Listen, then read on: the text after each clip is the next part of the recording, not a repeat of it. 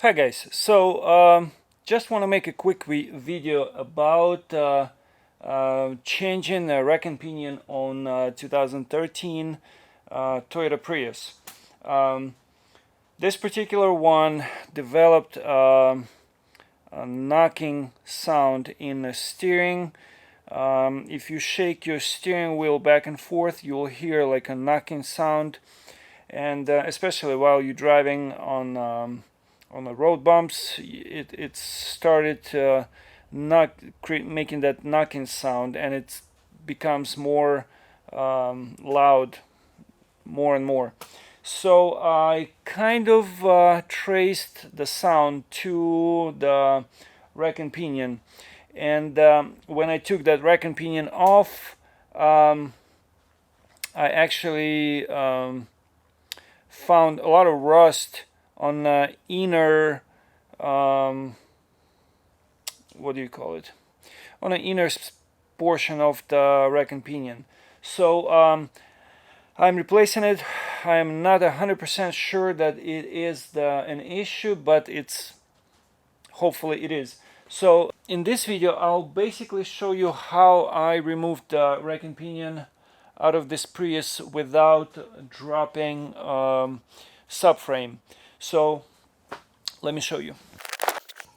So the very first thing that you should do is remove these tie rods, outer tie rods.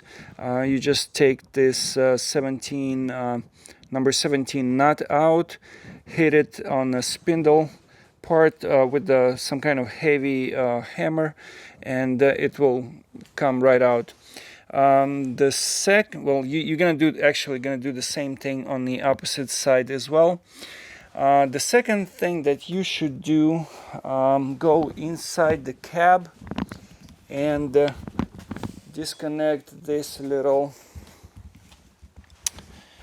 let me see, this little extension actually goes on here, and there is another joint which you would have to disconnect from inside, right where your pedals are. It's a 12 millimeter bolt.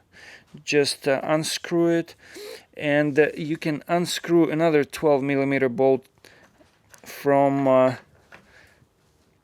here, and it will actually give you more room to pull this rack and pinion out.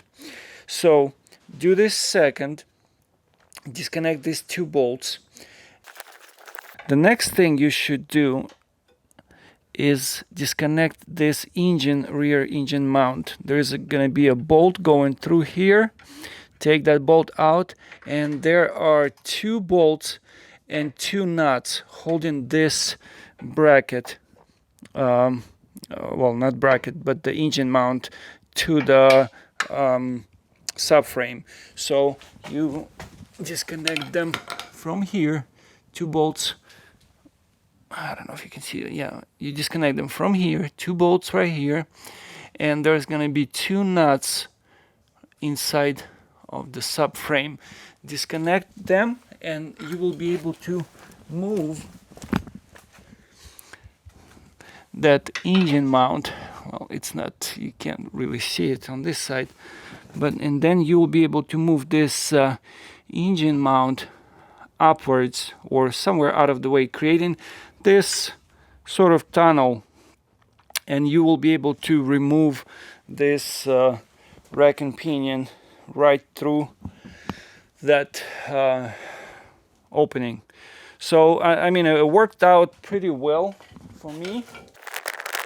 Yeah, so not saying this is the best way to do this project, but worked out pretty well for me. Installation is gonna be pretty self-explanatory, reverse order, and yeah, if you find this video helpful, please make sure you subscribe to my channel, make sure you hit that like button, and I'll see you in the next one.